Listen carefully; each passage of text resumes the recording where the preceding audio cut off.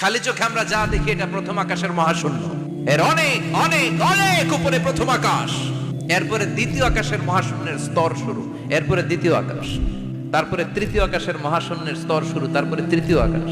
একটার চেয়ে আরেকটা বড়। প্রথম আকাশের চেয়ে দ্বিতীয় আকাশ কত বড় বলি, আপনার হাতের আংটিটা যদি সাহারা মরুভূমিতে আপনি ছড়ে ফেলে দেন, পুরো মরুভূমির তুলনায় আংটি যত ছোট, আল্লাহর দ্বিতীয় আসমানের তুলনায় আল্লাহর প্রথম আসমানটা ঠিক তত ছোট। সূর্য দেখে আমরা অবাক হয়ে যাই, 9,30,00,000 মাইল দূরে, এই পৃথিবীর চেয়ে 13 লক্ষ গুণ বড়। এটার সানশাইন, আলো আসতে পৃথিবীতে 8 মিনিট 18 সেকেন্ড লেগে যায়।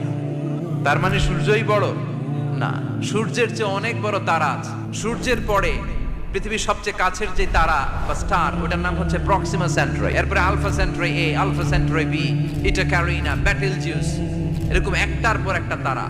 যেই সূর্য পৃথিবীর চেয়ে 13 লক্ষ গুণ বড়, ব্যাটেলজিউস নামে একটা